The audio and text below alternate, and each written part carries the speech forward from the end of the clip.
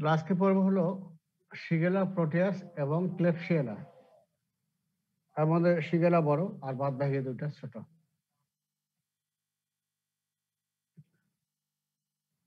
Shigella নিশ্চয়ই তোমরা আগেই জানো যে কি করে, ডিসেন্ট্রি করবে স্যার। ডিসেন্ট্রি করে, কিন্তু ডিসেন্ট্রি কোন ডিসেন্ট্রি?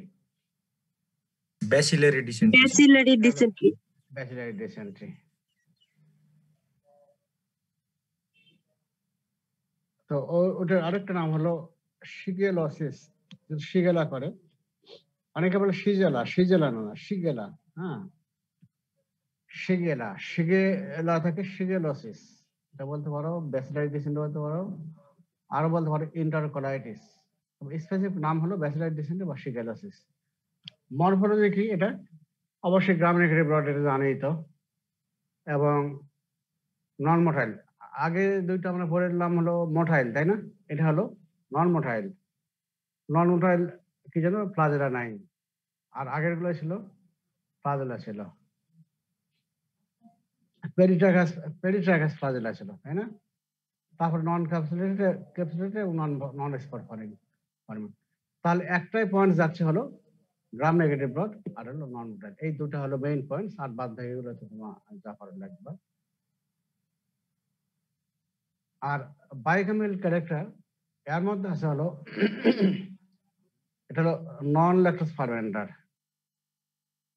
নন ল্যাকটোজ ফার্মেন্টার কে কে? SSP, salmonella, shigella, proteus. আচ্ছা, তিনটা। তো তার মধ্যে শিগেলা হলো তোমার হলো নন ল্যাকটোজ ফার্মেন্টার, এক্সেপ্ট শিগেলার সন্নি। সন্নি হলো এটা হলো লেট ল্যাকটোজ ফার্মেন্টার। আর এটা গ্লুকোজ এবং গ্লুকোজকে ফার্মেন্ট করে এবং produce acid only, not gas. যেমন তোমার ওই যে কি বলে যে এটা সালমনেলা, ওটা কি করছিল? All salmonella produce gas from glucose fermentation except salmonella কোনটা? টাইফি গ্যাস করতো না, তাই না? অন্য সবগুলোই গ্যাস করতো। আর all salmonella produce hydrogen sulphide except salmonella typhi sir. Paratyphi. Paratyphi sir. Paratyphi কোনটা? B sir. B sir. C. C sir. আর এটা করে না, এই যে শিগেলা, এটা do not produce hydrogen sulphide.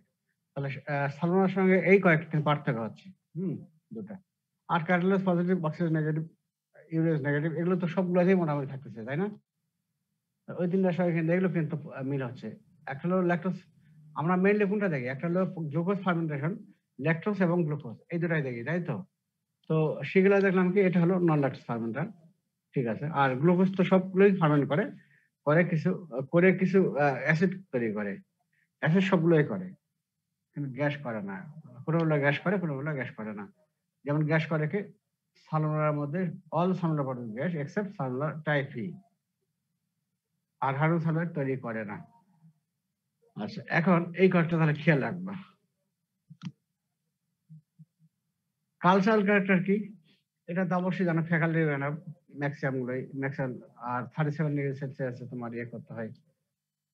আর আমরা কালচার কথা করি ম্যাককনকিস আগার মিডিয়া, আর সিলেক্টিভ মিডিয়া হিসেবে করি কি সালমোনেলা, শিগেলা আগার মিডিয়া। আরেকটা নিতে পারি জাইলোস লাইসিন ডিঅক্সিকোলেট আগার মিডিয়া, এক্সএলডি, সংক্ষেপে এক্সএলডি মিডিয়া। এটাও তোমার সিলেক্টিভ মিডিয়া হিসেবে কাজ করে। এটা এখন ব্যবহার করা হয়। তাহলে সিলেক্টিভ মিডিয়া দুইটা, কিন্তু একটা SS agar media, salmonella Shigella agar media, আরেকটা হলো জাইলোস লাইসিন ডিঅক্সিকোলেট আগার মিডিয়া। আচ্ছা, ম্যাককনকিস আগার মিডিয়াতে কি আসবে? যেহেতু নন ল্যাকটোজ ফার্মেন্টার, তাহলে কি অবশ্যই একটাই সূত্র, সেটা হলো পেল কালারলেস কলোনিস অ্যাজ দেয়ার নন ল্যাকটোজ ফার্মেন্টার। শিগেলা কি সালমোনেলা কি ছিল? ওটা নন ল্যাকটোজ, ওটা পেল কলোনি ছিল, তাই তো?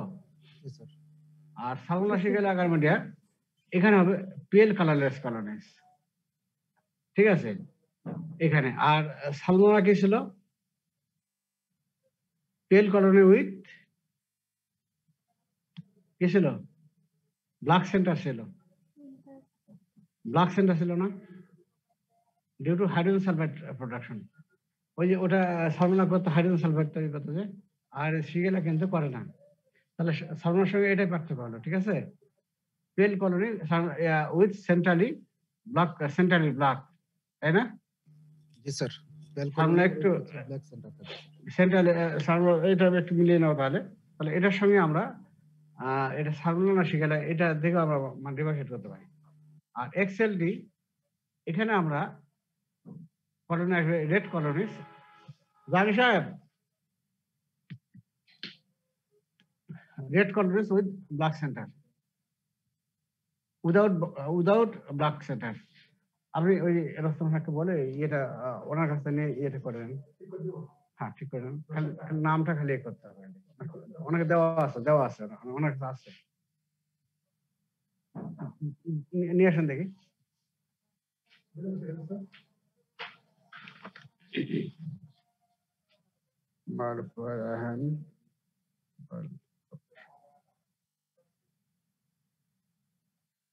হ্যাঁ, এখানে নামটা ইয়ে করতে হবে। আর আজকে হলো 10 না, আজকে 10-12 লেখেন। আর এখানে ইয়ে বসাই দেবেন। আসেন, তাহলে এখানে হবে রেড কলোনি এবং এই এক্সএলডি অ্যাগারমিডিয়েটা এটা best for isolation of Shigella. এটা যদি নাও পারো, আমরা এসএস অ্যাগারমিডিয়া খেয়াল থাকবে তো? এসএস অ্যাগারমিডিয়া খেয়াল থাকবে তো? জি স্যার। ওইটা খেয়াল রাখো। জি স্যার। এসএস অ্যাগারমিডিয়াতে সালমোনেলা হবে pale colony with black centre থাকে। Black centre. আর এখানে এটা শুধু পেল কলোনি, কালারলেস কলোনি আর কি স্যার ভিতরে। আর এই যে সালমোনেলা ক্লাসিফিকেশন, তাহলে শিগেলা ক্লাসিফিকেশন করি তাহলে। আর সালমোনেলা ক্লাসিফিকেশন করছিলাম কি হবে? একটা হলো ডিজিজ তৈরি করার উপরে ভিত্তি করে, তাই তো? কিছু করে টাইফয়েড স্পিসিস আর হলো নন টাইফয়েড স্পিসিস, তাই তো? নাকি সালমোনেলা? আর এখানে করবো হলো ম্যানিটোল একটা সুগার, এটাকে ফার্মেন্ট করে কিনা। এটা 4টা স্পিসিস আছে, 4টার মধ্যে কিছু তোমার ম্যানিটোল ফার্মেন্ট করে, কিছু ফার্মেন্ট করে না। তার মধ্যে একটা হলো, এটা আমরা গ্রুপ 4টা গ্রুপে ভাগ করি, group A, group B, group C, group D. এই গ্রুপ এটা হলো ম্যানিটোল নট ফার্মেন্টেড। এর এক্সাম্পল স্পিসিস কি? Shigella dysentery. আর গ্রুপ বি হলো শিগেলা ফ্লেক্সনারি। গ্রুপ ছিল শিগেলা বয়ডি। আর গ্রুপ ডি হলো শিগেলা সন্নি। হ্যাঁ, এখন এগুলোর আবার সেরোটাইপ আছে। এই যেমন শিগেলা ডিসেন্ট্রি, এটা সেরোটাইপ আছে 12টা। ফ্লেক্সনারি এর মধ্যে হলো 8টা। শিগেলা বয়ডি হলো 18টা এবং শিগেলা সন্নি হলো 1টা। আবার এর মধ্যে দেখো শিগেলা ডিসেন্ট্রি, এই যে 12টাতে সেরোটাইপ আছে, এর মধ্যে শিগেলা ডিসেন্ট টাইপ 1, এটা মোর ডেঞ্জারাস। এটাই তোমার করা হলো, এটাই মেইনলি তোমার করে হলো শিগেলা ডিসেন্ট্রি করে, এই ব্যাসিলারি ডিসেন্ট্রি করে, ঠিক আছে? এবং ওই যে হেমোলাইটিক অ্যানিমিক সিনড্রোম পড়ছো তো, ওখানে কে কে করে তোমার? শিগেলা হেমোলাইটিক অ্যানিমিক সিনড্রোম কে কে করে? তার মধ্যে একটা করে তোমার শিগেলা ডিসেন্ট টাইপ 1, আর একটা কে করে? ইন্টারো, তোমার খেয়ে ফেলছো। ভ্যারোটক্সিন নিষ্ক্রিয় করায় নাকি? না, তোমার পড়ো না? না, ভ্যারোটক্সিন নিষ্ক্রিয় করে, ভ্যারো, ঠিক আছে?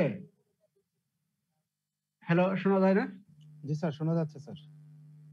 তাহলে এই চারটা আমরা এই যে সেরোটা তোমাদের রিটেনে কিন্তু যে এটা আসলে রিটেনে আসে লিখতে হবে। আর যখন ভাইভাতে ধরবো, এই যে তোমার এই যে সেরোটাইপ বলতে হবে না, ম্যানিটাল ফার্মেন্টেড এবং ম্যানিটাল নন ফার্মেন্টেড, এই দুটা করে ভাগ করবা। তারপরে এখন ইয়া দেবা যে গ্রুপের মধ্যে হলো শিগেলা ডিসেন্ট্রি, আর গ্রুপ বি এর ম্যানিটাল ফার্মেন্টের মধ্যে group B C D. Group B এর মধ্যে শিগেলা ফ্লেক্সনারি, শিগেলা বয়ডি এবং শিগেলা সন্নি। আর রিটেনে যখন আসবে তখন তোমার এই যে সেরোটাইপ যে 12টা আছে এগুলো লিখতে হবে কিন্তু। এখন এটা টক্সিন কি কি করে? এক্সোটক্সিন এবং অ্যানোটক্সিন দুটাই করে। যেহেতু তোমার হলো এটা গ্রাম নেগেটিভ রড, তাহলে অ্যানোটক্সিন অবশ্যই করবে। আর অ্যানোটক্সিনটা কি, যখন মারা যাবে তখনই তো অ্যানোটক্সিন করবে, এই জন্য all shigella release endotoxin after autolysis, মানে যখন মারা যাবে তখন শিগেলা তারা সেখান তৈরি হয়, অ্যান্ডোটক্সিন তৈরি হয়। এই অ্যান্ডোটক্সিন তৈরি হলো, এটার কাজটা কি? Causes irritating action of intestinal wall, which causes diarrhea and subsequent intestinal ulcer. এই intestinal wall কে এরা ইরিটেট করবে এবং আলসার করবে এবং আলটিমেটলি তো করবে তোমার ডায়রিয়া করবে। ঠিক আছে? এই অ্যান্ডোটক্সিনের জন্য তোমার হলো ডায়রিয়া হবে এবং আলসারটা হয়। ঠিক আছে? আর এক্সোটক্সিন এটা only produced by Shigella dysentery type 1। ঠিক আছে? এবং এটা দুইটা ভাবে কাজ করে, একটা ইন্টারোটক্সিন এবং নিউরোটক্সিন। মানে এটা ইন্টেস্টাইনেও কাজ করে এবং নার্ভাস সিস্টেমেও কাজ করে। কিভাবে করে পরে এখন দেখো। ইন্টারোটক্সিন যেটা কাজ করে সেটাকে বলা হয় সিগাটক্সিন। এবং সিগাটক্সিন তোমার এটা কাজ, এটা মোড অফ অ্যাকশনটাকে same as verotoxin, which is followed by the interopathogenic interhemorrhagic ischemia coli. ব্যাপারটা বুঝছো তো?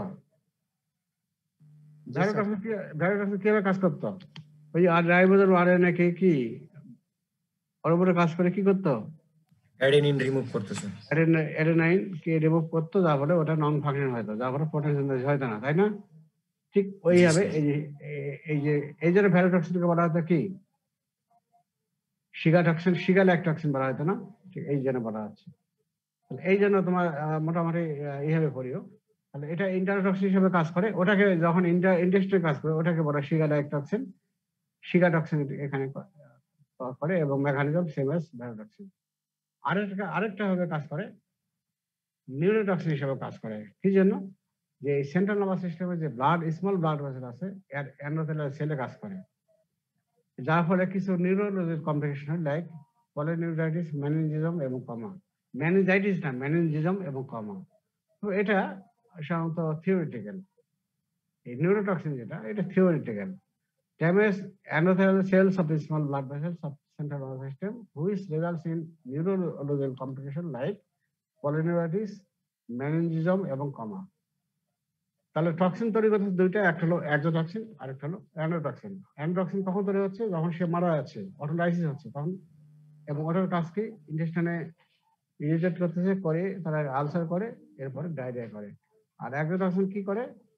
তৈরি করে ওয়ানলি শিগেলা ডিসেন্ট্রি টাইপ 1, এবং এটা দুইভাবে কাজ করে, একটা ইন্টারটক্সিন হিসেবে কাজ করে এবং নিউরোটক্সিন হিসেবে কাজ করে। ইন্টারটক্সিন এটা হলো কি তোমার হলো এটাকে যে ইন্টেস্টাইনে কাজ করে, ডায়রিয়া করে, এবং তোমার এটার mode of action same as verotoxin. আর হলো নিউরোটক্সিনের কাজ হলো সেন্ট্রাল নার্ভাস সিস্টেমে যে blood vessel, small blood vessel আছে তার এন্ডোথেলিয়াল সেলকে ড্যামেজ করে। ঠিক আছে? তাহলে এই হলো তোমার টক্সিন। তাহলে দুইটা। রুট অফ ইনফেকশন কি? এটাও ফিকো ওরাল রুট। সালমোনেলা ওটা কি ছিল? ওটাও ফিকো ওরাল রুট ছিল, তাই না? স্যার এনে ম্যাক্সিমাম ফিকোরাল রুট স্যার, সবগুলো না, এই যে দুই একটা আছে স্যার, বাকি ভেনারেল রুট আছে কয়েকটা স্যার, সেক্সুয়াল কন্টাক্ট। এখানে ফিকো ওরাল রুট। তারপরে কি ডিফিকেট করবে, ওটা আবার কি খাবার এবং পানিকে কন্টামিনেট করবে, আবার সেটা যদি আমরা খাই তাহলে চলে আসবে। এছাড়া আর কি আসতে পারে? Finger, fries, food, pieces. তোমার কমিউনিটি মেডিসিনে পড়ে আসছো, তাই না? কেউ ডিবেট করলো, তারপরে সেখানে মাছি বসলো, তাই না? সেই মাছিটা আবার তোমাদের খাবারের যদি খাবার ঢাকা না থাকে তাহলে কি সেখানে বসলো, তাহলে সেভাবে হতে পারে। ফ্রাইস ওই তো বলা হলো। ফিঙ্গার বসে একজনের পায়খানা আছে, ওই যে তোমার হোটেলে খাচ্ছ, কি হোটেলে খাইলে খবর হয়ে যায় না?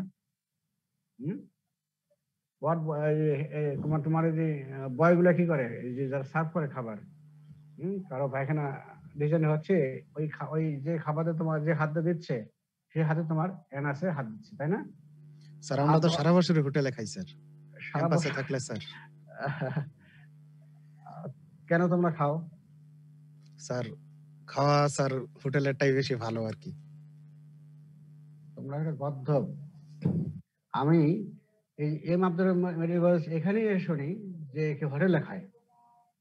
অন্যান্য মেডিকেলে আমি শুনি নাই যে কেউ ছাত্ররা হোটেলে খায় এবং এই যে তোমার কি বলে যে ওই হোটেলের বাইরে থাকে, এটা শুনি না। এটা নতুন এটা আবিষ্কৃত হলো। তোমার নোবেল প্রাইজ পাওয়ার উচিত তোমাদের। জি স্যার, আমাদের 95% পোলাপান হোটেলে খাই স্যার। হোটেলে এটা খায় না? মানুষ কল্পনা করতে পারে না স্যার। এটা কি? এটা একটা স্যার আমাদের হচ্ছে স্যার ভিতরের যে টাকা খরচ যায় খাইতে হয়, ওই টাকায় স্যার বাইরে খাওয়া যায় স্যার। আর ইচ্ছা তাই বলে মতো তোমার খাওয়া যায়। আর তাই বলে তোমরা হোটেলের খাবার তুমি খাবে না নাকি? হোটেলে তোমার হলো তোমার এটা তোমরা এস্টাবলিশ করবা, বাইরে কেন খাওয়া? বাইরের লোককে তোমরা ইয়ে করবে কেন? এখানে তোমাদের খাবারের জন্য তোমার কর্মচারী ঠিক করা আছে, এখানে তোমরা খাবা। এটা ঠিক না এটা। তারপর অনেকে আবার বাইরে থাকে কেন? অন্যান্য মেডিকেলে হোটেলে থাকার জন্য তোমার পাগল, হোটেলে সিট পায় না, সিট বাণিজ্য হয়, সেখানে কত মারামারি হয়, আর তোমরা বাইরে থাকো, আসলে কল্পনা করা যায় না। হ্যাঁ, যদি সিট না থাকে, হোস্টেলে সিট অ্যাভেলেবল না থাকে, সেক্ষেত্রে ইয়ে করে। আবার যাদের বাড়ির লোকালি, তারা সাধারণত বাড়ি থেকেই করে। এবং আমি দেখছি, আমি যখন করতাম আমার মেডিকেলে, যখন ওই যে যারা লোকালি বাড়ি, তাদের বাড়িতেও তাদের সিট থাকতো এবং হোটেলেও তারা সিট থাকতো। তারা করতো কি, সারা বছর বাড়িতে থাকতো, আর হোটেলে তারা যখন পরীক্ষা আসতো তখন থাকতো, এবং মাঝে মাঝে তারা হোটেলে থাকতো। এটা করতো। আর তোমরা এক্সেপশনাল, এই যে আমাদের এই মেডিকেল, তারা হোস্টেলে থাকে না। এখন এটা যেন আইন তোমাদের জন্য করতে হবে, থামো। ওই তোমাদের একটা হোস্টেল ঠিক হচ্ছে না, বয়েজ হোস্টেল বড় হচ্ছে না, ওকে তারপরে আমরা আইন করবো। এই তোমরা বাইরে থাকো, তখন দেখা যাবে।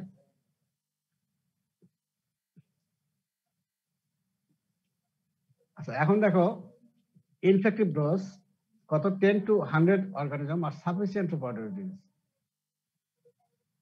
সালমোনেলা কি বলেছিলাম? ইনফেক্টিভ ডোজ কত? না, তোমরা পড়ো না। কিছু কিছু অর্গানিজমের পড়তে হবে। ওখানে সালমোনেলা ছিল 10 to the power 5 to 10 to the 10 to the 8 power 5 to organism. 10 to the power 8 sir. আর এখানে দেখো 10 to 100 অর্গানিজম। এখানে কিন্তু 5 বলেনি। 10 to the 5 মানে কি? কতটা অর্গানিজম? কত লাখ? স্যার একের পরে 5টা শূন্য স্যার। তাহলে 1 লাখ। 1 lakh। আর এখানে দেখো মাত্র 10টা অর্গানিজম যদি খাও, তাহলে তোমার ডিজিজ হতে পারে। যদি তোমার 10 থেকে 100টা অর্গানিজম খালি তোমার ডিজিজ হয়ে যাবে। চিন্তা করছো? তাহলে এটা হলো হাইলি ভিরুলেন্ট অর্গানিজম। ওই তোমার প্যাথোলজি যখন পড়াইছিলাম, তখন কি আমরা ভিরুলেন্সি মেজার করে কি হবে? এইভাবে তো নাকি? যে অর্গানিজমের যত কম অর্গানিজম দ্বারাই তোমার ডিজিজ হবে, সেটা হলো হাই ভিরুলেন্ট অর্গানিজম। আর যে যদি বেশি ডিজিজ তৈরি করতে কম অর্গানিজম লাগে, সেটা হলো লেস ভিরুলেন্ট। এটা দেখো 10টা থেকে 100টা খাইলেই তোমার ডিজিজ হচ্ছে। কেন খাওয়া? ওই যে অরফেকাল, ওটা আমরা খাইলাম, স্টমাকে কি কি হচ্ছে? অ্যাসিডে কিন্তু ম্যাক্সিমাম মারা যায়, তাই না? মারা যায় না? মারা যায় স্যার। জি স্যার। কিন্তু এক্ষেত্রে কিন্তু এটা মারা যাবে না। রেস্টেন্ট তো হাইড্রোক্লোরিক অ্যাসিড। এই দেখো, এখন প্যাথোলজিস পড়ি। দেখো, ব্যাকটেরিয়া ইন্টারেকশন উইথ স্টমাক, ধরো কন্টামিনেটেড ফুড অর ড্রিঙ্ক আসলো, গোস টু স্টমাক আসলো, organism is resistant to acid, so readily process. স্টমাকে তারা মারাই যাবে না, কিন্তু তোমার মারা গেল সালমোনেলা, যার ফলে কিন্তু তোমার বেশি অর্গানিজম লাগে ডিজিজ করতে। আর এখানে যেহেতু মারা যাচ্ছে না, যার ফলে এগুলো মারে। তারপরে তারা কি, this organism then after reaching the terminal ileum and colon attach to the surface of epithelial cells, তারা আলটিমেটলি চলে যাবে কোথায়? ইন লার্জ ইন্টেস্টাইনে। লার্জ ইন্টেস্টাইন কোথায়? টার্মিনাল আইলিয়াম এবং কোলন, সেখানে যাবে। সেখানে গিয়ে তোমার অ্যাটাচ করবে এপিথেলিয়াল সেলের সঙ্গে বাইন্ড করবে। পরে তারা কি করবে? সেখানে then penetrate the cells and multiply there. তাহলে এপিথেলিয়াল সেলের ভিতরে চলে গেল এবং মাল্টিপ্লাই করবে। তারপরে করবে কি? সেখানে তোমার মাল্টিপ্লাই গুলো, তারপরে সেখান থেকে আবার spread to adjacent cells up to the laminar প্রক্রিয়া এবং মাল্টিপ্লাই করবে। এটাও তোমার ল্যামিনার প্রক্রিয়া চলে গেল। চলে যাওয়ার পরে এই সময় তোমার করবে কি, তারা প্রথম তৈরি করবে ইন্টারোটক্সিন মানে এক্সোটক্সিন। নামটা কি? শিগাটক্সিন। ঠিক আছে, প্রথম তালে করলো এক্সোটক্সিন, তখন অর্গানিজম মারা যায়নি, যেহেতু এই জন্য তারা সিক্রেট করতেছে তোমার। তার মারা যাওয়ার আগে তোমার সিক্রেশন করতে হবে কি? Enterotoxin, exotoxin, shiga toxin. এটা করবে কি? Cellular death due to cytotoxic property of shiga toxin that interface with protein. তার মানে ওই যে আমি এইটা মেকানিজম, এটা সংক্ষেপে বলতে হবে। ওই ভ্যালোটক্সিন যেভাবে কাজ করে, আগে যেটা বললাম যে রাইবোজোম আরএনএ এটা এখানে অ্যাডেনাইন রিমুভ করতেছে, যার ফলে ওটা আরএনএ নন ফাংশনিং হয়ে গেল, যার ফলে প্রোটিন সিনথেসিস হবে না। ঠিক আছে, এই জিনিসটা সংক্ষেপে বলা হলো। Liver enterotoxin call shiga toxin and cellular death is due to cytotoxic property of shiga toxin that interferes with protein synthesis. এখন এই প্রোটিন সিনথেসিসের জন্য তোমার নেক্রোসিস হলো এবং ওখানে অ্যাকুট ইনফ্লামেশন হবে। ঠিক আছে, এবং সেইখানে তোমার ইনভেশন অফ পলিমর্ফ নিউট্রোফিল সেখানে চলে আসবে, এবং নিউট্রোফিল এসে কি করবে? Try to engulf shigella. ঠিক আছে, ঠিক আছে, করবে, কিন্তু তারা নিজেরাই মারা যাবে। মারা গেলে তখন কি? Micro abscess formation. এবং আগে বলছি যে এই যে প্রোটিন সিনথেসিস হলো, তার জন্য কি? নেক্রোসিস হলো। ঠিক আছে, তাহলে ওখানে একটা আলসার হলো, তাই তো? এখন এই যে আলসার যেটা হলো, এই যে নেক্রোসিস হলো, এই necrotic epithelium become soft, very soft and friable, ভঙ্গুর, নরম এবং ভঙ্গুর, and sloughing out of necrotic area. এই নেক্রোটিক এরিয়া থেকে এই যে ইজিলি স্লাপিং মানে কি? ঝরে পড়ে যায়। নেক্রোটিক এপিথেলিয়াল সেল যেটা হলো, সেটা সফট এবং ফ্লায়েবলের জন্য ঝরে যাচ্ছে। ঝরে গেলে কি হবে? তখন production of superficial snail tract ulcer of or serpiginous ulcer, which leads to bleeding from mucosa. তাহলে এই ঝরে পড়লো, এটার জন্য যে আলসারটা হলো, আলসার নেচারটা হলো স্নেল ট্রাক্ট। স্নেল ট্রাক্ট মানে কি? এই তোমরা এই যে শীতকালে বেশি ভালো বোঝা যায়, এই যে শামুক, তারপরে হলো তোমার স্নেল, এগুলো তোমার স্নেল। স্নেল বলতে ওই তোমার শামুক জাতীয় যা কিছু বোঝায়। তখন দেখবা ওরা যে দিক দিয়ে যাবে, শিশির পরে দেখবা ওই রাস্তা একটা তোমার কি ইজিলি বোঝা যায় না যে এই দিক দিয়ে শামুক গেছে, স্নেল গেছে, বোঝা যায় না, যায় কিনা? তারপরে একটা জায়গায় মনে করো ওই যে পানি আছে, পানি কমতেছে, ওই যে তোমার নদী বা পুকুর, ওইখানে দেখবে শামুক যদি ওখানে, স্নেল যদি ওখানে যাওয়া আসা করে, দেখবে একটা দাগ পড়ে থাকে। ঠিক ওই রকম এই যে আলসার যেটা হবে, সেই এইরকম স্নেল ট্রাক্ট একটা আলসার হয়। ঠিক আছে, তাহলে প্রথম হলো আলসার হলো, স্নেল ট্রাক্ট আলসার হলো। এরপরে করবে কি? অর্গানিজম কিছু মারা যাবে, মারা গেলে তখন তৈরি হবে কি? অ্যান্ড্রোটক্সিন। এই অ্যান্ড্রোটক্সিন করবে কি? ইরিটেট বাওয়েল কজিং ডায়রিয়া, তখন হবে ডায়রিয়া হলো। এবং এই সময় in this time patient develop fever, abdominal pain আর ডিসেন্ট্রি। ফিভার কি জন্য হবে? ওই অ্যান্ড্রোটক্সিন যেভাবে কাজ করে তোমরা জানো। এখান থেকে কি হবে? ম্যাক্রোসকে অ্যাক্টিভেট করলে কি তৈরি হবে? IL-1 IL-8 sir. ইন্টারলিউকিন 1, তারপর গামা ইন্টারফেরন। হ্যাঁ, এর তৈরি এইগুলো কি করে? টেম্পারেচার হাইপোথ্যালামাসে কাজ করবে, তখন ফিভার হবে, তাই তো? আর আপনার পেইন তো হবে, ডিসেন্ট্রি, আলসার হয়, এগুলো তো পেইন হবেই। আলটিমেটলি তখন হিলিং হয়ে থাকবে। এবং প্রথমে ulcer is then covered by pseudomembrane. Pseudomembrane made up of, এই সিডোমেমব্রেনের মধ্যে কি কি থাকে? ফাইব্রিন, লিউকোসাইট, আর বেশি কিছু থাকবে, সেলুলার ডেব্রাইস থাকবে, নেক্রোটিক মিউকোস এবং ব্যাকটেরিয়া। আলটিমেটলি হিলিং হবে এবং স্কার টিস্যু ফর্মেশন হবে, যার ফলে হিলিং হবে। এই জন্য ওই যে তোমার একটা পরীক্ষা কোশ্চেন আছে, সিডোমেমব্রেন কি, কম্পোজিশন কি, এবং কোন কোন অর্গানিজম সিডোমেমব্রেন করে। তাহলে সিটামেন আমরা এর আগে আর কোথায় পেয়েছি? কোরিনে ব্যাকটেরিয়াম ডিপথেরিস। করোডিপথেরি, এখানে শিগালা ডিসেন্ট্রি পাইলাম। আরেকটা পাবো ক্লস্ট্রিডিয়াম যখন পড়াবো, ক্লস্ট্রিডিয়াম ডিফিসিল। এই 3টা অর্গানিজমের নাম লিখতে হবে। তাহলে প্যাথোজেনেসিস আবার তাহলে আমরা পড়ি। তাহলে প্রথম কি হলো, যে অর্গানিজম আমাদের বডিতে প্রবেশ করলো থ্রো ফিকো ওরাল রুট, তাই তো? কন্টামিনেটেড ফুড অ্যান্ড ড্রিঙ্কস এর মধ্যে প্রবেশ করলো। তারপরে ইন্টেস্টাইন স্টোমাকে গেল, কিন্তু স্টোমাকে আর দে আর রেজিস্ট্যান্ট টু হাইড্রোক্লোরিক অ্যাসিড। তারপরে ready cross stomach, stomach cross হলে তারপরে স্মল ইন্টেস্টাইন আসলো। এখান থেকে তোমার একবারে চলে যাবে কোথায়? Large intestine. লার্জ ইন্টেস্টাইনে গেল, যাবে কোথায়? একবারে তোমার টার্মিনাল আইলাম এবং কলনে যাবে। ঠিক আছে, একবারে সেখানে গিয়ে সেখানে এপিথেলিয়াল সেলের সঙ্গে তারা বাইন্ড করলো, তারপর সেলের ভিতরে প্রবেশ করলো, ইনভেশন করলো। হ্যাঁ, তারপর সেই সেলের ভিতরে প্রবেশ করলে সেখানে মাল্টিপ্লাই করবে, সেখান থেকে আবার অ্যাডজাসেন্ট সেলে যাবে, মানে স্প্রেডিং হবে এবং আপ টু যাবে কোথায়? একবার ল্যামিনা প্রোপ্রিয়া পর্যন্ত চলে যাবে। ঠিক আছে, এবং সেখানে মাল্টিপ্লাই করবে। এখন এই সময় কি করবে তারা? তাড়াতাড়ি করে তোমার হলো এক্সোটক্সিন। কোন এক্সোটক্সিন? ওটার নাম আরেকটা হলো ইন্টারটক্সিন, যেটা ইন্টেস্টাইন কাজ করে। ইন্টারটক্সিন কি করবে তখন? রাইবোজোমাল আরএনএ কে কি করবে? আরএনএ কে অ্যাডেনাইন কে রিমুভ করলো, যা বলে নন ফাংশন হয়ে গেল আরএনএ, প্রোটিন সিনথেসিস হবে না। আর প্রোটিন সিনথেসিস যদি না হয় তাহলে ওটা নেক্রোসিস হলো।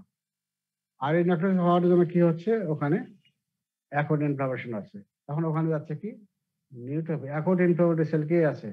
নিউট্রোফিল, তাই তো?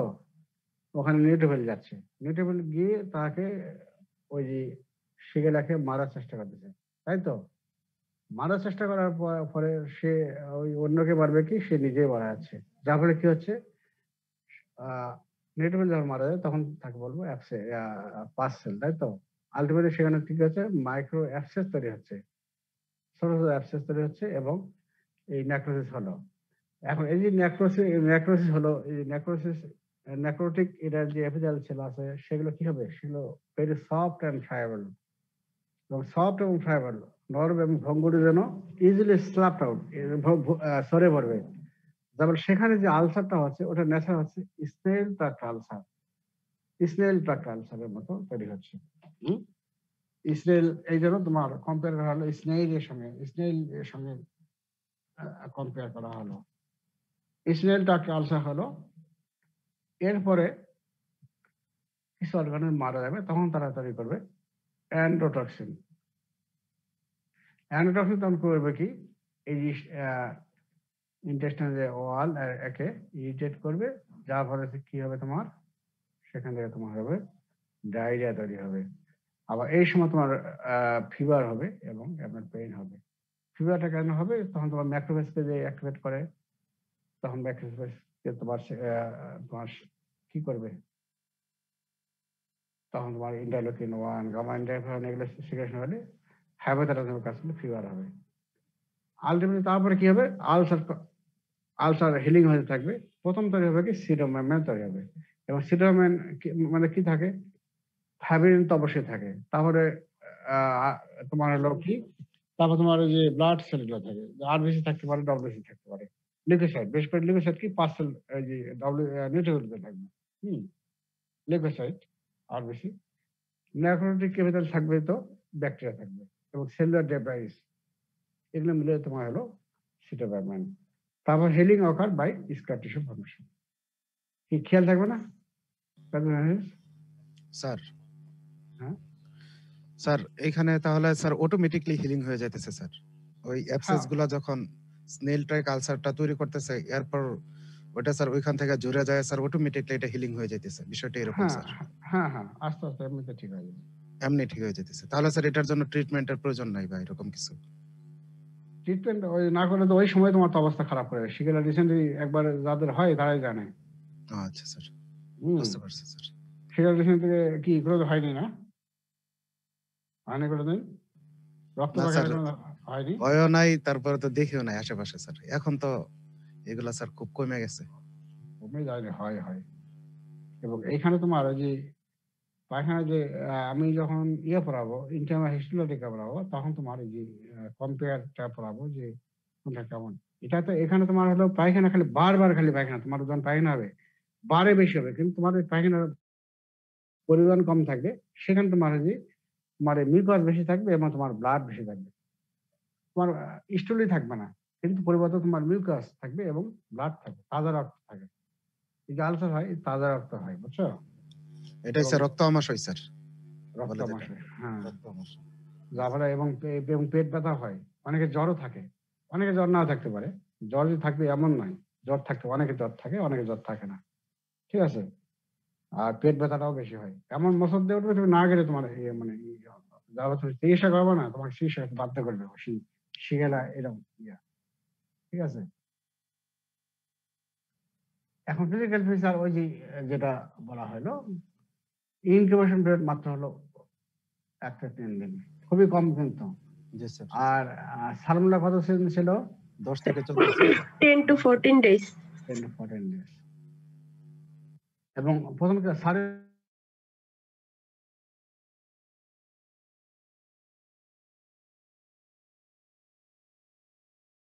কিন্তু এ ডে অর সোলেটার,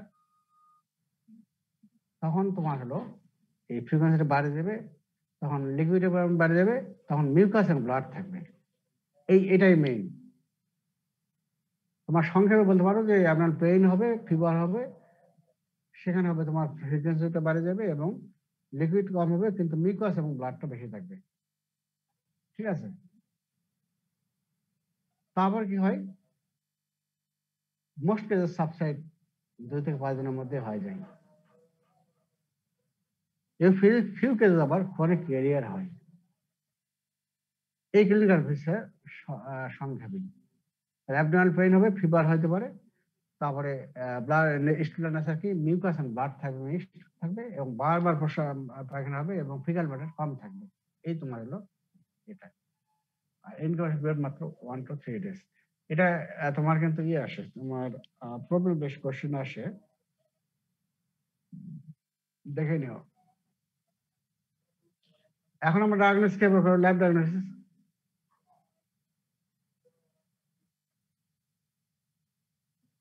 স্টুল নিতে পারি, ফ্রেশ স্টুল, সবসময় ফ্রেশ স্টুল নিতে হয়, কিন্তু আমরা তো নেই না, ফ্রেশ স্টুল নেই। অথবা রেকটাল সব নিতে পারি অনেক সময়, সেখানে অর্গানিজম আরো বেশি থাকবে। আর মিউকাস ফ্লেক্স নিতে পারি, পায়খানার মধ্যে যে মিউকাস যেগুলো থাকে সেগুলো নিলে আরো ভালো রেজাল্ট আসে। এরপরে কি করবো? গ্রাম স্টেন করবো। মাইক্রোস্কোপিক এক্সামিন করলে কি হবে? এই গ্রাম স্টেন করলে কি হবে? প্লেন্টি অফ পার্সেল আরবিসি এবং ম্যাক্রোফেজ থাকবে, ঠিক আছে। এটাই মেইন। আমরা তো অর্গানিজম সাধারণত পাই না, স্টুল আমরা মাইক্রোস্কোপ গ্রাম স্টেন করি না, আমরা এখানে ওই স্টুল আমরা করি হলো হোয়াইট ফিল্ম বা স্যালাইন প্রিপারেশন করি, বলি স্যালাইন প্রিপারেশন বা হোয়াইট ফিল্ম এক্সামিনেশন করে, স্টেন করি না। হোয়াইট ফিল্ম মানে হলো কি, তোমার স্টুলের সঙ্গে ডিস্টিল ওয়াটার মিশাই দিয়ে জাস্ট আমরা দেখি, ঠিক আছে। অনেক সময় আয়োডিন মিশা হয়, সেটা হলো তোমার এই যে ইন্টারভাইস্টুলার লেগে। এক্ষেত্রে তোমার কিচ্ছু লাগবে না, ডিস্টিল ওয়াটার মিক্সড করে আমরা জাস্ট দেখবো, দেখলে আমরা পাবো পার্সেল পাই, আরবিসি পাই এবং ম্যাক্রোফেজ। এই জন্য বলা হলো কিন্তু মাইক্রোস্কোপিক এক্সামিনেশন অফ স্টোন, আমি কিন্তু গ্রাম স্টেন বলি নাই, ঠিক আছে। Microscopic examination of stone, plenty of parcel থাকতে হবে, আরবিসি এবং ম্যাক্রোফেজ। এরপরে আমাকে দেবো কালচার করবো। কালচার তো আগেই বললাম যে ম্যাক্রোফেজ আগারে করতে পারি, এসএস আগারে করতে পারি, এক্সেল আগারমেন্ট করতে পারি। কেমন ফাইন্ডিংস হবো? ম্যাক্রোফেজ আগারে কি হবে? পেল কালারলেস কলোনি সবগুলোতেই। আর এক্সেল দিতে পাবো কি? রেড কলোনি পাবো, তাই না? এই যে কালচার হলো। এখন এগুলো কনফার্ম করার জন্য কি করবো অর্গানিজম। তখন আমরা গ্রাম স্টেন করলে পাবো গ্রাম নেগেটিভ ব্যাসিলাই। আর মর্টাইল টেস্ট করলে কি? নন মর্টাইল। আর বায়োকেমিক্যাল টেস্টের মধ্যে আমরা কি করব? প্রথম ধরো ওই যে ক্যাটালিস্ট টেস্ট পজিটিভ, তারপরে অক্সিডেজ টেস্ট নেগেটিভ, তাই তো। তারপরে কি করব? সুগার ফার্মেন্টেশন টেস্ট করবো। সুগার ফার্মেন্টেশন টেস্টের মধ্যে কি? ল্যাকটোজ কি? এটা নন ফার্মেন্টার, হ্যাঁ। গ্লুকোজকে ফার্মেন্ট করবে, করে অ্যাসিড তৈরি করবে, নট গ্যাস। তাই তো? তারপরে তোমার ইন্ডোল নেগেটিভ, ইউরিয়াজ নেগেটিভ, এগুলো বলতে হবে। কি খেয়াল থাকবে তো? আর নিচেরটা বলতে পারো, না বলতে পারো। অ্যান্টিসেরা দিয়ে আমরা অ্যাগ্লুটিনেট করে আমি করি। দেখি। আচ্ছা, এই যে একটা ছিল, এই গ্রুপটা ঠিক আছে সাদা? এখানে ছিল, আমি গ্রুপটা এইভাবে আনছি। ABCD, এ হলো এই যে রায়হান, তা হলো আর গ্রুপ বি, ঠিক আছে, ইকবাল, বরকতুল্লাহ, বুঝলাম, বিনয়, শঙ্কর দাস, এবং হলো মার্কো, এই যে পালন। আর 11 তারিখ হলো কাল থেকে, প্রথম কালকে থেকে হলো গ্রুপ এ, ABCDE, তারপরে ABCD, তারপরে সিরিয়ালে নাই, উল্টো পাল্টা আছে। হ্যাঁ, ঠিক সিরিয়াল করব, সিরিয়ালে নাই করা নাই না।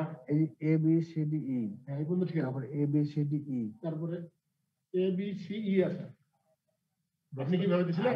না, আমি রস্তমকে দিয়ে এই জন্য কাজ করলাম, ওই জন্য কাজ করলাম। কোন পৃষ্ঠা নিয়ে এলাম আমি রস্তমকে, এই জন্য কার্ডের নামটা লেখা দিলাম না, ঠিক তারিখ ভুল দিছে, ওই জন্য ওকে দিয়ে কাজ করাতে চাই না। আমি মনে করছি আপনি বোধ হয় গ্রুপটা করে দিয়েছেন, আমি ঠিক করে দিলাম, ঠিক করে দিলাম।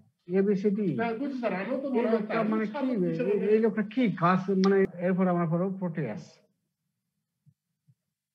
প্রোটিয়াস স্পেস দুটো আছে, তোমার না জানলে হবে। প্রোটিয়াস ভালগারিস এবং মাইরিবিলিস তোমাদের প্রয়োজন, স্পেস জানার প্রয়োজন নেই, প্রোটিয়াস জানলেই হবে।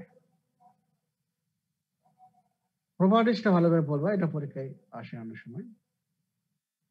গ্রাম নেগেটিভ রড তো অবশ্যই জানো। আর এটা কি মোটাইল না নন মোটাইল? সূত্রে যাও। এটা কি ল্যাকটোজ ফার্মেন্টার না নন ফার্মেন্টার, কোনটা? স্যার এটা নন ফার্মেন্টেড। SSP সালমাস হয়ে গেল প্রোটিয়াস, তাই তো? নন ফার্মেন্টার। আর মোটাইল আর নন মোটাইল তখন তো বলছি যে কি তোমার ল্যাকটোজ ফার্মেন্টার র্যাপিডলির মধ্যে ইন্টারো ইস্কেরিশিয়া কলাই এবং ইন্টারব্যাক্টার মোটাইল। আর SSP এর মধ্যে কোনটা? শিগেলা বাদ দিয়ে ফার্মুলা শিগেলা আর ক্লেপসেলিয়া বাদ দিয়ে বাকিগুলো মোটাইল। বাকিগুলো মোটাইল। তাহলে এবং এইটা ভেরি মোটাইল। এই যে প্রোটিয়াসের ক্ষেত্রে খেয়াল রাখবা, ভেরি মোটাইল। এবং ভেরি মোটাইলের জন্য, মোটাইলিটি বেশির জন্য এটা প্রোডিউস সোয়ার্মিং গ্রোথ অন ব্লাড এগার মিডিয়া। এবং যেটা আমরা কিভাবে হয়, characterized by expanding rings or webs organism over the surface of the agar. এটা পরে একটু দেখাচ্ছি। স্যার সোয়ার্মিং গ্রোথ বলতে কি বোঝাইছে? ওটা একটু আমি দেখাচ্ছি, থামো। ল্যাকটোজ নন ফার্মেন্টার জানেন নেগেটিভ, এবং প্রোডিউস এনজাইম কল্ড ফিনাইলঅ্যালানিন ডিএমিনেজ। আরেকটা তোমার এনজাইম করে, প্রোডিউস এনজাইম ইউরিয়েস। ইউরিয়াসটা কি করে? Which cleaves urea to form ammonia characterized by fishy order. তাহলে এনজাইম করতে তোমার ক্যাটালিস্ট পজিটিভ, অক্সিজেন নেগেটিভ তো কমন। আর এনজাইম করতে দুটা, একটা ফেনাইল অ্যালানিন ডিএমিনেজ, আরেকটা হলো প্রোডিউস ইউরিয়াস। ইউরিয়াস তৈরি করে। ইউরিনের মধ্যে কি ইউরিয়া থাকে না? হ্যাঁ, ইউরিয়াটাকে তারা ভেঙে দেয়। ইউরিয়াস করবে কি, ইউরিয়াকে ভেঙে দিয়ে ওখানে করবে অ্যামোনিয়া। এই জন্য ওই তোমার ফিশি অর্ডার হয়, মাছের মতো আষ্টে গন্ধ হয়, ঠিক আছে? আর সোয়ার্মিং গ্রোথ হলো মানে যেখানে গ্রো হলো সেখান থেকে গ্রো করে তারা হাই মর্টালিটি যেন চতুর্দিকে ছড়ায় যাবে, সোয়ার্মিং গ্রোথ ছড়ায় যাবে। এটা তোমার দেখো এখন, এই যে এখানে দেখো তো, এই একটা দেখো মাছের এখানে গ্রো করছে, গ্রো করে ছড়ায় গেছে। আবার তোমাকে, তোমার তো কক্সবাজার গেছো? জি স্যার। জি স্যার। তারপরে অনেকে হয়তো কক্সবাজার জানে, অনেকে বিভিন্ন সমুদ্র সৈকতে গেছে। সেখানে বালুর যে সমুদ্র সৈকতে দেখবা যে বালুকণা কি স্তরে স্তরে ইয়ে থাকে না? জি স্যার। আর সমুদ্রের ঢেউ ঢেউ যখন আসে কি হয়, আর সমুদ্র থেকে যখন ঢেউগুলো আসে ঠিক ওই রকম এই যে এটা মনে হচ্ছে কিনা দেখো তো, বালু দেখো স্তর স্তর সজ্জিত, দেখো তো এই যে একটা তো এই যে এবং দেখো এই যে যেখানে ইয়ে হলো ছড়াই গেছে তাই তো, আবার দেখো দেখো দেখো এই যে এটা একটা স্তর, এটা একটা স্তর, বিভিন্ন স্তর হয়ে গেছে না? জি স্যার। জি স্যার। ঠিক এইরকম হয়, মানে গোটা মিডিয়াতে তারা ছড়া যাবে এত মোটাইলিটি, মানে মোটাইল দ্বারা ব্লাড এগারে দিই, ওটা দেখি আমি বুঝবো যে এটা প্রোটিয়াস, আর কোনো কথা নেই। আরেকটা কথা কি, ফিসি ওরা হয় এমন মাছটা, মনে হয় তোমার এই গন্ধ তুমি এখন টিকতে পারবে না, মাছের মধ্যে আষ্টে গন্ধ হয়ে যাবে, ঠিক আছে? ওই গন্ধ তুমি মানে গন্ধ শুনলে গন্ধ, আর এই যে এই যে তোমার এক্সপানিং এই যে রয়েব ওয়েব যেটা, এই দূরে থাকলে তুমি গন্ধ হয় না, তুমি এটা প্রোটিয়াস, ঠিক আছে? এই দুটো খেয়াল অবশ্যই রাখবা। তাহলে ব্লাড আগারে কি যে এটা হাই, যেহেতু মর্টালিটি হাই, এই জন্য পরে সোয়ার্মিং গ্রোথ অন ব্লাড আগার বেটা ক্যারেক্টারেড বাই এক্সপ্যান্ডিং ওয়েভস, ঠিক আছে? আরেকটা হলো প্রডিউস ইউরিয়াস, হুইচ কি হাইড্রোলাইজ ইউরিয়া প্রডিউস অ্যামোনিয়া, যা ফলে ফিশি অর্ডার হয়।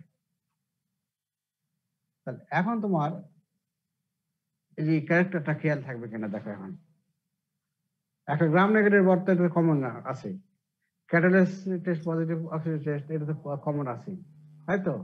জি স্যার। একটা ফার্মেন্টার না নন ফার্মেন্টার, এটা তোমার তো ওই যে যে এটার একটা কমন ক্যারেক্টার, ওখান থেকে তোমার লিখবাই যে এটা ফার্মেন্টার না নন ফার্মেন্টার। তারপর মর্টালিটি আর নন মর্টাল, ওই যে ক্লাসিফিকেশন পড়াইলাম ওইখান থেকে তোমার নিয়ে আসো যে ভেরি মোটাইলও খেল না থাকে, মোটাইল ইয়ে করো।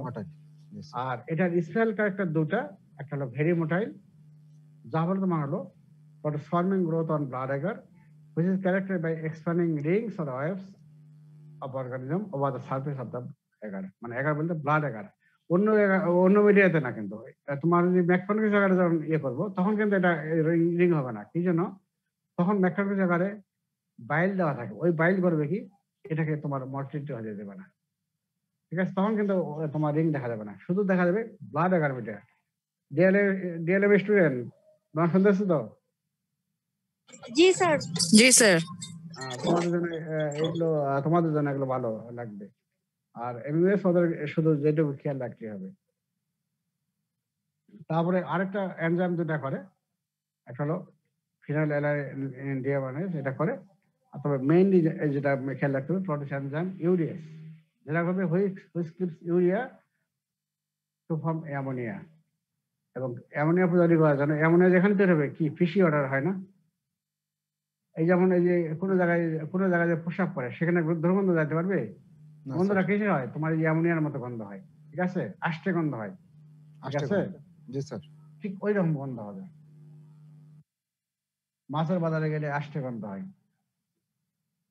ঠিক ওই রকম। তাহলে এটা তোমার খেয়াল রাখতে হবে।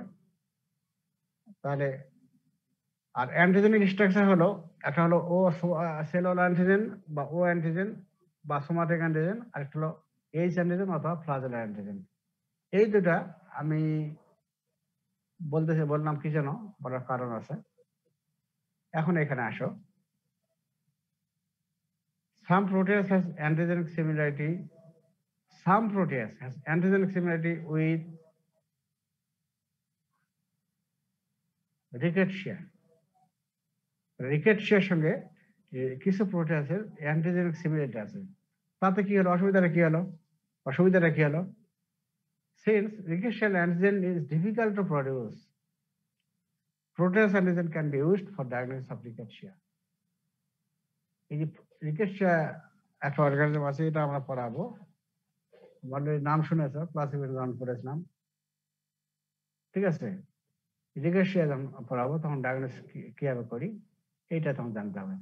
এই rickettsial antigen is difficult to produce, এই কারণে এই যেহেতু প্রোটিয়াসের সঙ্গে রিকেটশিয়াল একটা সিমিলারিটি আছে, এই জন্য প্রোটিয়াস অ্যান্টিজেনই আমরা রিকেটশিয়া ডিজিজটাকে ডায়াগনোস করার জন্য ইউজ করি। এটাকেই বলা কোন স্ট্যান্ডে ইউজ হয়?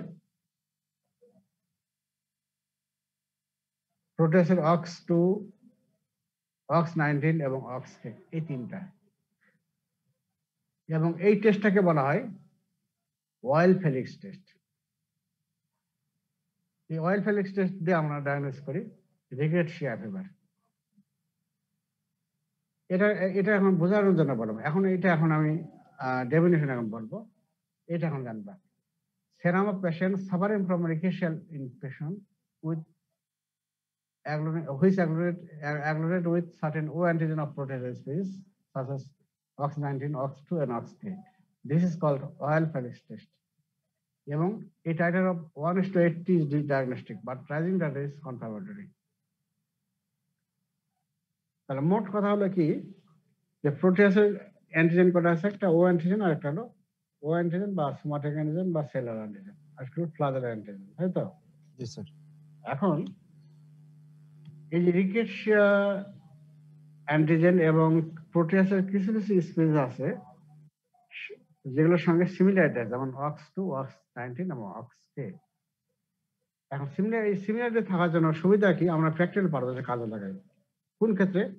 যে আমরা তোমরা জানো যে এই যে অ্যান্টিজেন অ্যান্টিবডি রিঅ্যাকশন বা সেলুলার টেস্ট আমরা যে করি, সেখানে কি করি, আমরা কমার্শিয়ালি যে তৈরি করি সেটার মধ্যে হয় অ্যান্টিজেন দেওয়া থাকে অথবা অ্যান্টিবডি দেওয়া থাকে। যদি অ্যান্টিজেন দেওয়া থাকে তাহলে পেশেন্টের সেরামে যদি আমরা ওই দেখবো অ্যান্টিবডি, আর যদি রিয়েজেন্টে যদি অ্যান্টিবডি দেওয়া থাকে তাহলে পেশেন্টের সেরামে দেখবো অ্যান্টিজেন। ঠিক আছে? এক্ষেত্রে আমরা করবো কি, এই যে কমার্শিয়াল অ্যান্টিজেন রিয়েজেন্ট যেটা এর মধ্যে থাকবে এই যে প্রোটিয়াসের অ্যান্টিজেন থাকবে, এই যে OX19, OX2, OXK। এটা করবে কি, পেশেন্টের সেরামে আমরা মানে সাসপেক্ট করি রিকেটশিয়া ফিভার, তার রিকেটশিয়া রোগীর কাছ থেকে আমরা ব্লাড নিলাম, নিয়ে সেরাম করব। সেরামের সঙ্গে আমরা করবো কি, এই যে রিয়েজেন্টটা মিক্সড করবো করে যদি অ্যাগ্লুটিনেশন হয় তাহলে বুঝবো এটা পজিটিভ। এবং এই পরীক্ষা করা হবে, এটা হলো অয়েল ফেলিক্স টেস্ট। এবং পজিটিভ কখন বলবো, টাইটার যদি 1:80 হয় এটা ডায়াগনস্টিক। আর যদি রাইজিং হয়, যেমন আজকে 1:80 পাইলাম, পরে 7 দিন পরে পাইলাম মনে করো ডবল পাইলাম 1:160, তারপরে পাইলাম 1:320, এগুলো হলো কনফার্মেটরি। ঠিক আছে? জি স্যার। অয়েল ফেলিক্স টেস্ট দ্বারা আমরা রিকেটশিয়ার করি। এখন এটা কিন্তু পরীক্ষায় তোমাদের আমরা ভাইভাতে অতটা ধরি না, কিন্তু রিটেনে আসে। তাহলে serum of patients suffering from rickettsial infection who is agglutinated with certain O antigen of protease species OX19, OX2 and OXK called oil Felix test. ঠিক আছে? সেরামের মধ্যে থাকতেছে কি, অ্যান্টিবডি। আর এই যে রিয়েজেন্টের মধ্যে থাকতে প্রোটিয়াসের মধ্যে প্রোটিয়াস কোনটা, OX19, OX2 এবং OXK ও অ্যান্টিজেন থাকতেছে। তাহলে অ্যান্টিজেন অ্যান্টিবডি রিঅ্যাকশন হলো, তাহলে বলবো পজিটিভ। এটা কি বলা হয়, অয়েল ফেলিক্স টেস্ট। ভ্যালু কত, 1:80 হলে আমরা বলবো এটা পজিটিভ। আর রাজিং টু হলে আরোই বলবো যে কনফার্মেটরি। প্যাথোজেনিসিটি এটা থাকে কোথায়, হিউম্যান ইন্টারব্যাকটেরিয়া মানেই থাকবে তোমার হিউম্যান কলোনে থাকে, তাই তো? এছাড়া এনভায়রনমেন্টে থাকতে পারে সয়েল এবং ওয়াটার। এবং যখন ইন্টেস্টাইনে থাকে তখন কিন্তু ইনফেকশন করে না, যখন তারা ইন্টেস্টাইনের বাইরে যাচ্ছে তখনই তারা ইনফেকশন করবে। এবং কি ডিজিজ করে, this almost same as escherichia coli except GIT disorder. এটা জাস্ট তোমাদের মনে রাখার জন্য, তাহলে এটাই লিখিও না। এই কোলাই কি করে, একটা ডায়রিয়া করে, ইউরিনারি ট্র্যাক্ট ইনফেকশন প্রথমে স্যার, ইউটিআই স্যার। একটা হলো দুই ভাগে ভাগ করতে হবে এস্কেরিয়া কোলাই, একটা হলো ইন্টেস্টাইনাল আর একটা নন ইন্টেস্টাইনাল। ইন্টেস্টাইনাল করে ডায়রিয়া, তাই তো? ডায়রিয়া। আর বাইরে করে তোমার ইউরিনারি ট্র্যাক্ট ইনফেকশন স্যার। তারপরে কি করে, ওন ইনফেকশন করে, ওন ইনফেকশন, নিউমোনিয়া করে স্যার, সেপ্টিসেমিয়া করে, এগুলো করে। তো এই জন্য এইটা তাহলে এক্সেপ্ট জিআইটি ডিসঅর্ডার।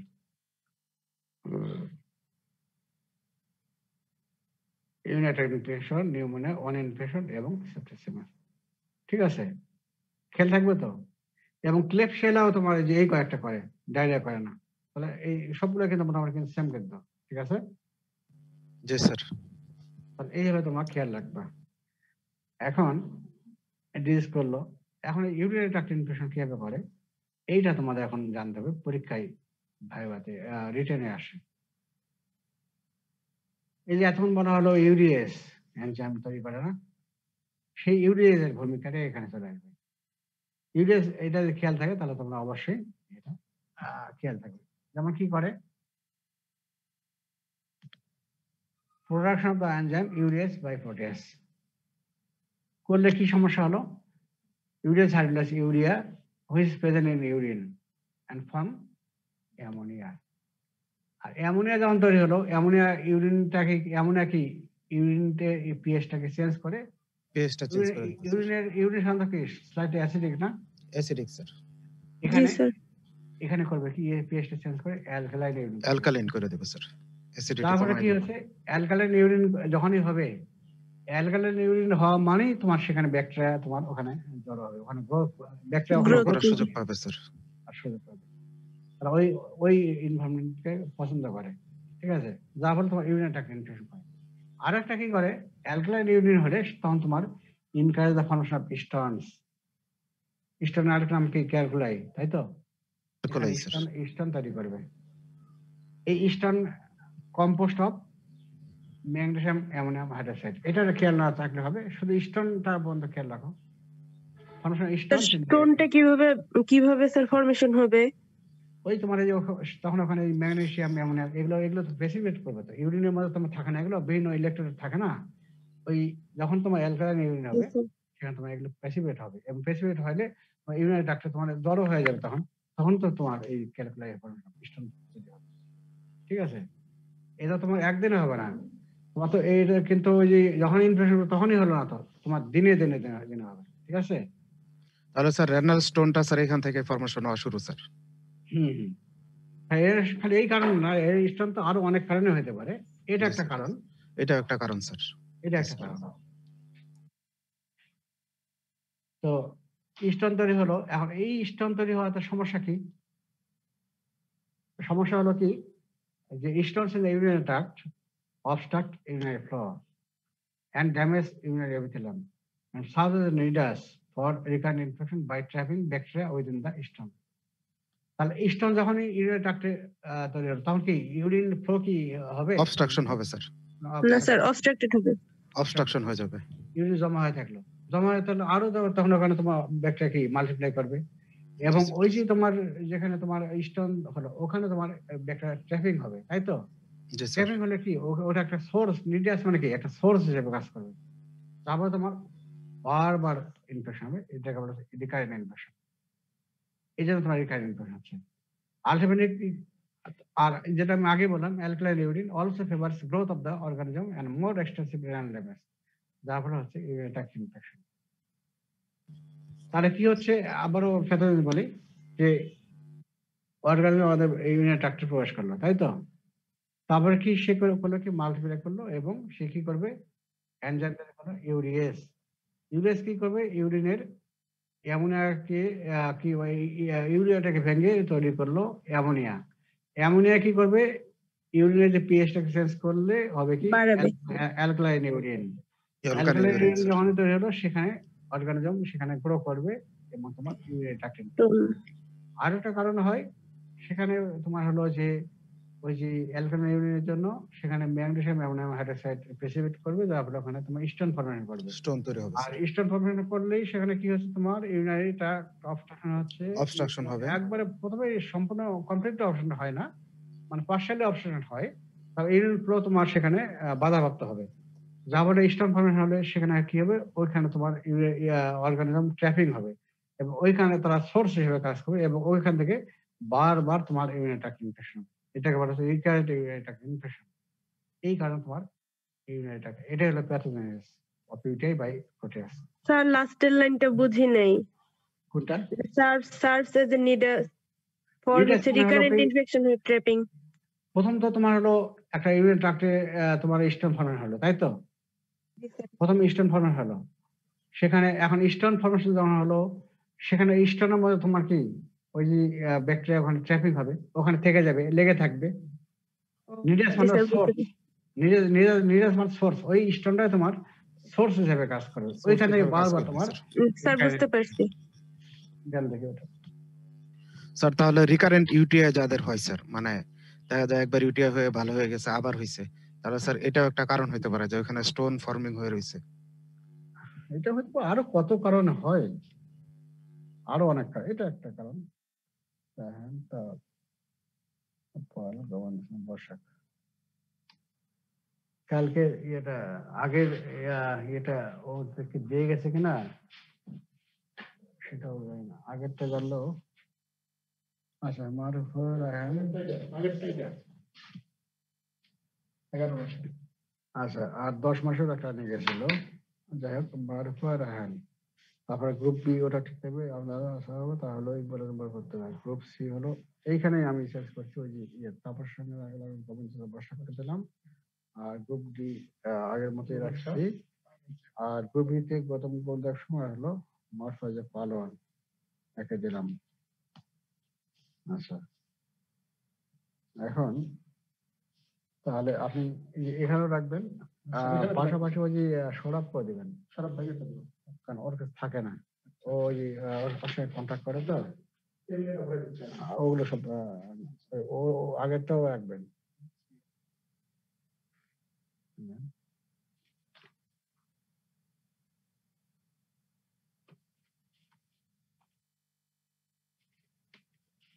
এবং আজকে এটা সবাইকে দেওয়ার চেষ্টা করবেন। খাতা অলরেডি উঠে গেছে। এবং রায়ান যদি এখনো থাকে, ওই যে পড়তে আসো তো, থাকলে ওকে এখনই জানতো, ও আবার এই মোবাইলে নিয়ে ওই ইয়ে করে দেয়। রায়ান বা গৌতম যারা থাকবে দিয়ে দেন, আপনারা একটা ক্লাসে ভরে দেন, আর সরবকে একটা দিয়ে দেন। আমরা তাহলে ডায়াগনোস কিভাবে করবো? যদি ইউরিন ইনফেকশন হয় তাহলে ইউরিন নেবো, অন ইনফেকশন হলে পাস নেব, আর যদি নিউমোনিয়া করে তাহলে স্পুটাম নেব, তাই তো? এই জন্য depending on site of infection. এরপরে কালচার করবো, অলরেডি তোমরা জানো ব্লাড এগারে করলে produce forming growth of blood agar due to high mortality and produce characteristic fishy odor, তাই তো? আর ম্যাককনক আগারে কি হবে? Produce non lactose fermenting pale or colourless colony. তো ম্যাককনক জায়গাটা তো সোজা, তাই তো? এই যেহেতু ল্যাকটোজ নন ফার্মেন্টার, এই জন্য তোমাদের যদি খেয়াল থাকে কোন অর্গানিজম ল্যাকটোজ ফার্মেন্টার আর কোনটা ল্যাকটোজ নন ফার্মেন্টার, এটা যদি খেয়াল থাকে তাহলে তোমাদের এটা লিখতে তোমাদের সমস্যা হবে না, ঠিক আছে? এই জন্য ক্লাসিফিকেশনটা খুব মানে খুব গুরুত্বপূর্ণ। আর ব্লাড আকারে এখানে এই যে এক্সেপশনাল যেটা হয় যে Swarming group. growth or blood agar due to high mortality and produce characteristic fishy odor, তাহলে এই হলো এটা। আর এই যে অর্গানিক গ্রুপ হলো, এটাকে আবার মানে আমি কনফার্ম কিভাবে করবো? একটা হলো গ্রাম স্ট্রিং হলো গ্রাম নেগেটিভ, তারপর হলো মর্টাল টেস্ট করে ভেরি মর্টাইল, আর মর্টাল টেস্ট করে আমরা এমআইও মিডিয়া, যেটা তোমাদের জন্য প্রয়োজন নাই, ডিএলএম স্টুডেন্ট যারা তখন তোমাদেরকে পরে পড়াবো এমআইও মিডিয়াতে। আর বায়োকেমিক্যাল টেস্টের মধ্যে করি catalase positive, oxidant negative, lactose non fermenter, hydrolyse urea, rapidly hydrolyse urea, ঠিক আছে? যেহেতু তোমার ইউরিয়া তৈরি করে। আর এই শুধু এটুকুই জানেন এখন। তাহলে হলো এটা হলো প্রোটিয়াস। এরপরে এসো ক্লিপশিয়েলা, এটাও ছোট। ক্লিপশিয়েলার যে স্পেসিস কয়েকটা আছে, একটা হলো ক্লিপশিয়েলা নিউমনি, ক্লিপশিয়েলা এই যে ক্লাসিফিকেশন আমি বলাবো না, শুধু ক্লিপশিয়েলা নিউমনি, ক্লিপশিয়েলা অক্সিটোকা, ক্লিপশিয়েলা প্লান্টিকোলা, ক্লিপশিয়েলা টেরিজেনা, ক্লিপশিয়েলা অর্নিথিনোলাইটিকা। এর মধ্যে ক্লিপশিয়েলা নিউমনি এটাই মেইন।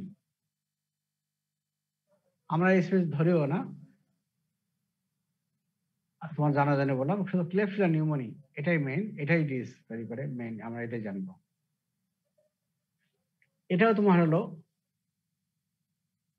এটা কি গ্রাম নেগেটিভ ব্যাসিলাই, যেটা as usual আমরা যেটা বলছি সেটাই গ্রাম নেগেটিভ ব্যাসিলাই এটা হবে এবং এটা কি নন মোটাইল এবং কি ফার্মেন্ট কি করে এটা ল্যাকটোজ ফার্মেন্টার তাই তো জি এবং স্যার এগুলো নর্মাল ফ্লো মানে অবস্ট্রাকটিভ প্যাথোজেন এবং ফ্যাকাল্টেটিভ ম্যানার আর স্পেশাল ক্যারেক্টার যেটা ক্যাপসুলেটেড এখানে লার্জ ক্যাপসুল থাকে এই ক্যাপসুল থাকার জন্য যে সে কলোনি হয় কলোনি তোমার তো হলো যেহেতু ল্যাকটোজ ফার্মেন্টার তাহলে কি পেল কলোনি হবে পিঙ্ক কলোনি হবে ঠিক আছে পিঙ্ক হবে স্যার কলোনি এই পিঙ্ক colony। কলোনি হয় এবং এখানে পিঙ্ক কলোনিটা হবে তোমার লার্জ হবে ঠিক আছে লার্জ হবে ময়েস্ট ভিজা ভিজা হবে মিকোয়েট এবং আঠালো হবে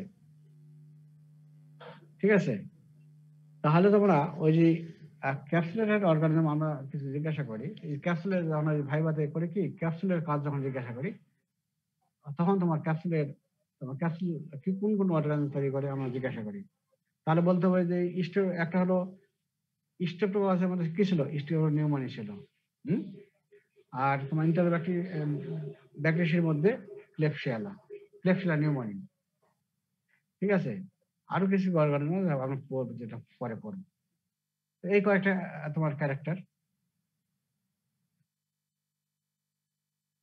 ডিজিজ করে কি ওই same as urinary tract infection তোমার ইসকেশিয়া কলে এক্সেপ্ট ডায়রিয়া এই কয়েকটা করে pneumonia urinary tract infection on infection bacteria বলতে পারো সেপ্টিসিমা বলতে পারো এবং মেনিনজাইটিস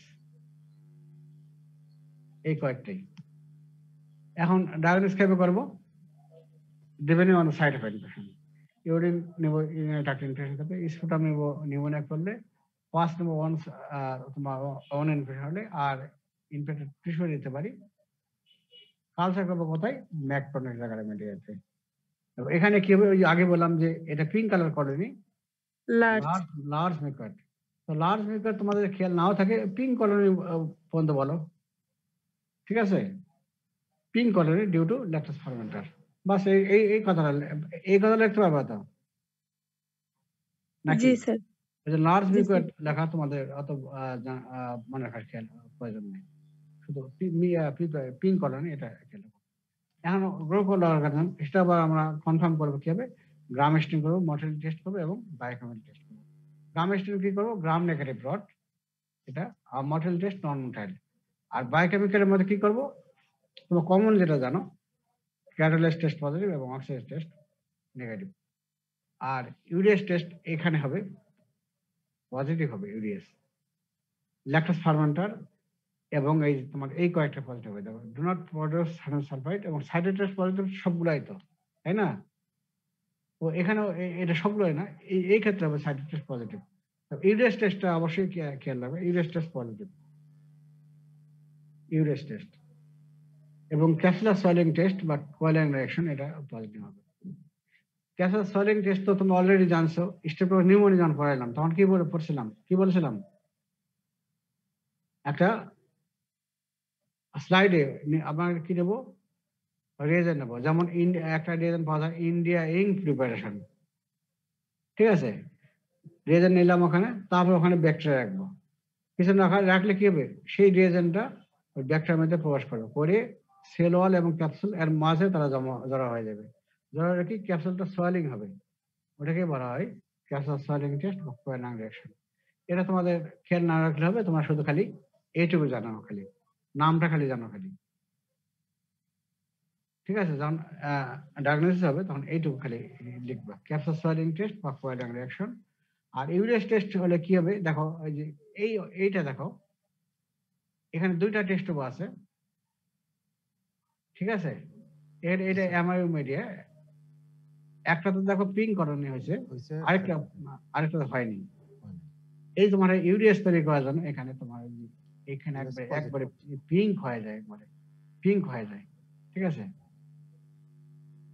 এটা কেন পিঙ্ক হচ্ছে অত আর বলতে যাচ্ছি না ওখানে অনেক কিছুই দেওয়া থাকে তোমাদের যারা প্রয়োজনে এগুলো যখন ডিপ্লোমা যারা আছো তারা তোমাদের বায়োকেমিক্যাল টেস্ট করাবো ওই সময় তোমাদের আমি বলবো এইরকম করা হয় তাহলে আর স্মেল ক্যারেক্টার তোমার হলো তাহলে দুইটা একটা ইউরিয়াস টেস্ট পজিটিভ আর হলো ক্যাপসুল সোয়েলিং টেস্ট পজিটিভ জি স্যার এই কয়টা খেয়াল থাকবে তো তাহলে স্যার ইনশাআল্লাহ ইন্টারোব্যাকটেরিয়াসি অনেক বড়, কিন্তু কি খেয়াল রাখা কি খুব কঠিন এখন মনে হবে, এখন স্যার বুঝা বুঝা পড়লে সহজ স্যার, অ্যানাটমির সাথে মিল বুঝে আছে স্যার অনেক। বুঝে পড়লে ঠিকই সহজ, কিন্তু মুখস্থ বিদ্যা কখনোই, মুখস্থ বিদ্যা হলো ভয়ঙ্কর বিদ্যা, তাই না? জি স্যার, মনে থাকে না স্যার, অনেক সময় ভুলে যাওয়া। মনে তো থাকবেই না। এখন ইন্ট্রোডাক্টরি শেষ, এই কয়েকটায় পড়লে তোমাদের হবে। আর আর ইন্টেরিক অর্গানিজমের মধ্যে আছে হলো তোমার ভিব্রিও কলিরি আছে, সিডোমোনাস আছে। আজকে কি সিডোমোনাস পড়বো নাকি কালকে পড়বো, কোনটা? স্যার স্যার কালকে বলে আজকে না। ভালো হবে স্যার, ক্লাস আছে স্যার। আচ্ছা, বলেন তাহলে স্যার। তোমাদের ওই যে শনিবারে তাহলে হবে সিডোমোনাস এবং ভিব্রিও কলিরি, ওইটা পড়বো। পরে পড়বো ক্লস্ট্রিডিয়াম পড়বো, ঠিক আছে? জি স্যার। তো ঠিক আছে। জি স্যার, ধন্যবাদ স্যার। আসসালামু আলাইকুম স্যার।